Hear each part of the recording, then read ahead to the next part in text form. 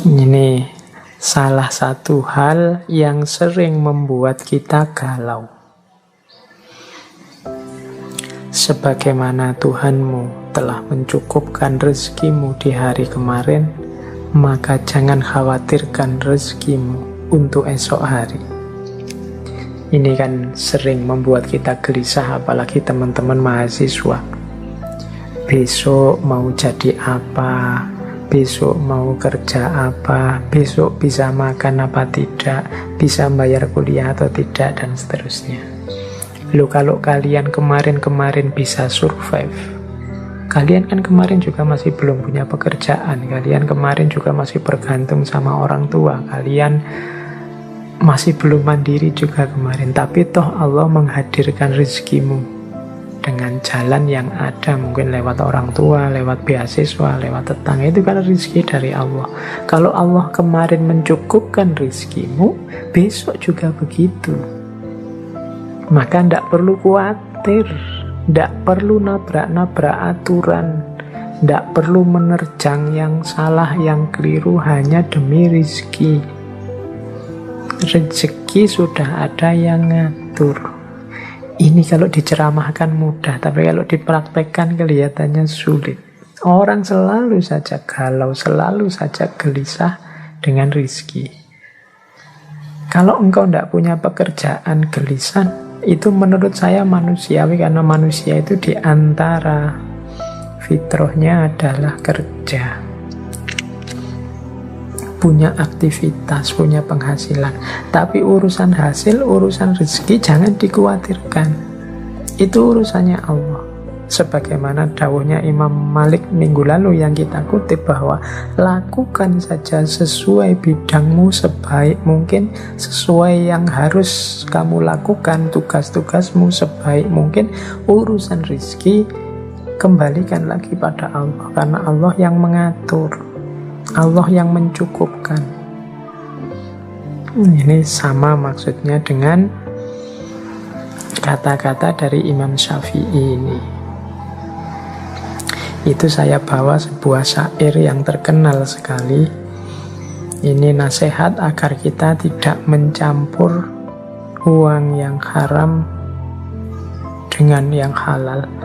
Ia kumpulkan yang haram dengan yang halal, supaya menjadi banyak. Yang haram pun masuk ke dalam yang halal, lalu ia merusaknya. Oke, ini ada cerita di balik syair ini. Jadi satu ketika ada seseorang yang menghadap ke Imam Syafi'i. Orang ini mengeluhkan rizkinya tidak cukup. 1 bulan dia mendapat gaji 500 dirham. Tapi gaji sebesar ini rasanya sudah besar. Kok masih susah memenuhi kebutuhan sehari-hari dalam 1 bulan.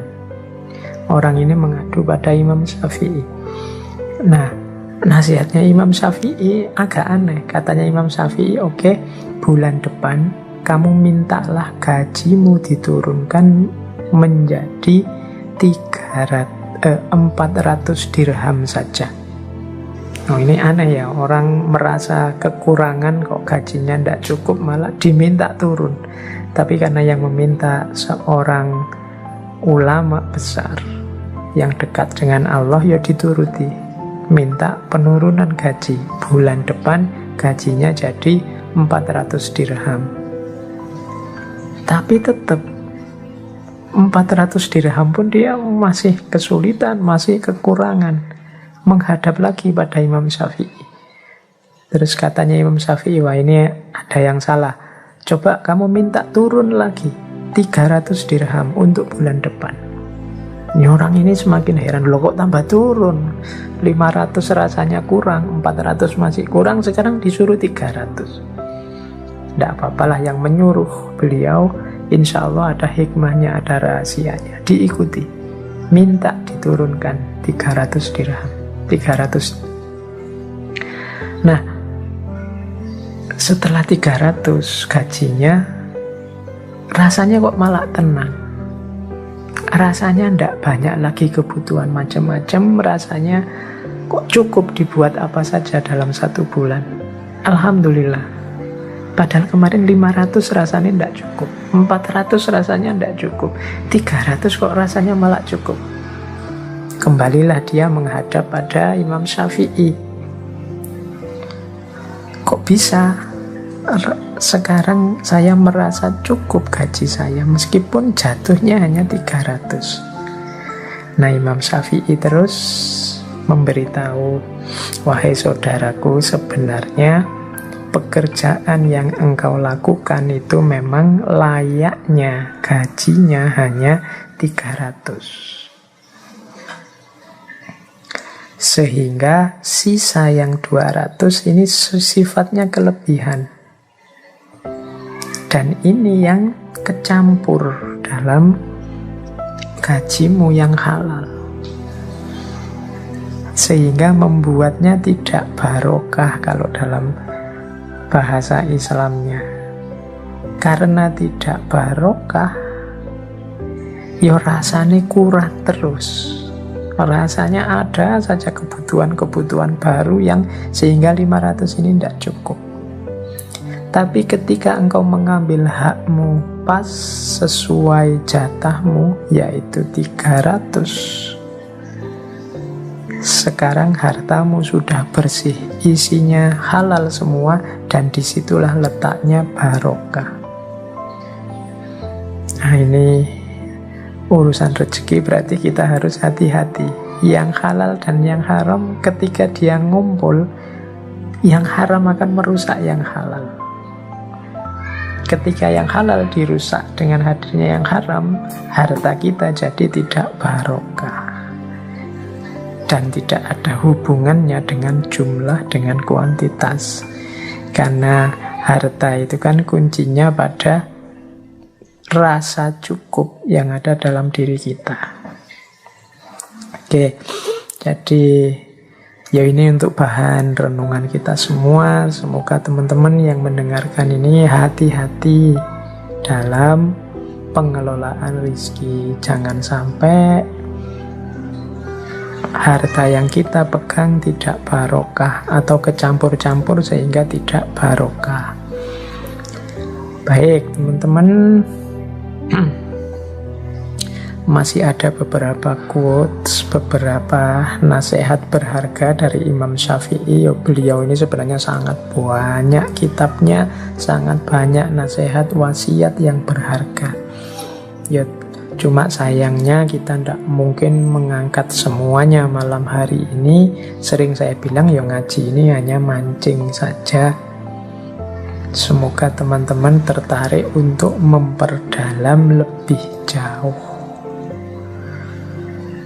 Oke, kita ambil beberapa ya.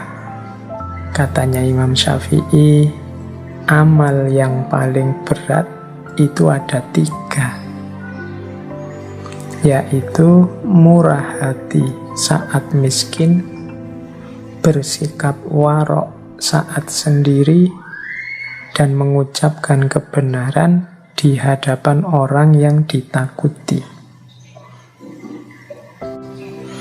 Murah hati saat miskin ini berat, karena orang miskin itu biasanya mentalnya kurang, mentalnya masih butuh, masih ingin.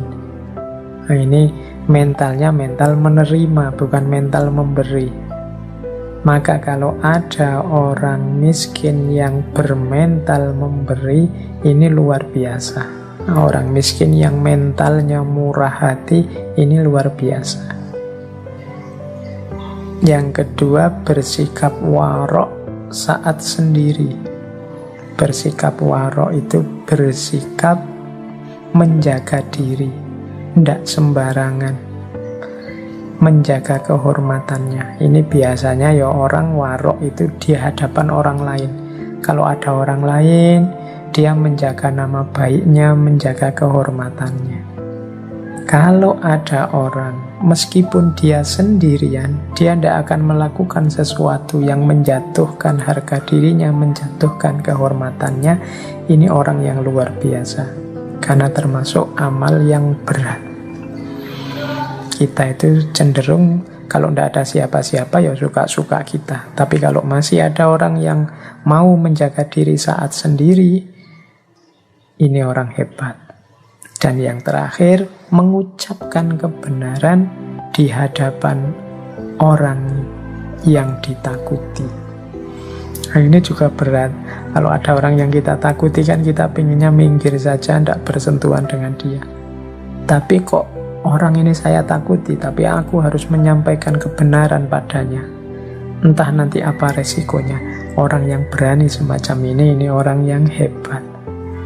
Mengucapkan kebenaran di hadapan orang yang ditakuti. Mungkin nanti setelah ini aku akan dihukum, setelah ini aku akan disiksa, setelah ini aku akan menghadapi banyak kesulitan, kesakitan. Monggolah, yang penting aku mengucapkan kebenaran. Makanya ini orang hebat. Jadi mengucapkan kebenaran di hadapan orang yang ditakuti. Ya monggo teman-teman, latihan. Siapa tahu kita bisa masuk kualifikasi orang-orang hebat ini. Meskipun miskin, tidak punya apa-apa, tetap murah hati. Meskipun sendirian, tetap menjaga kehormatan. Meskipun di hadapan yang ditakuti, tetap menyampaikan kebenaran. Nah, ada lagi quote yang terakhir ya ini. Tidak ada yang dapat menggaruk kulitmu selain kukumu sendiri. Maka kerjakanlah urusanmu sendiri. Ya, yang saya sampaikan di atas dari awal sampai akhir ini tadi kan ideal-ideal. Mungkin beberapa di antaranya bisa menjadi solusi masalah-masalah kita hari ini. Tapi ideal ya akan hanya menjadi ideal kalau kita tidak menjalankannya. Problem kita tetap akan jadi problem kalau kita tidak mencoba menyelesaikannya. Ya kita sendiri, wong problem kita. Kalau kita gatel kan kita garuk dengan kuku kita sendiri, dengan jari kita sendiri. Maka ayo kita kerjakan urusan kita. Ayo kita kerjakan, kita selesaikan masalah kita. Kita sendiri, tidak usah nunggu orang lain.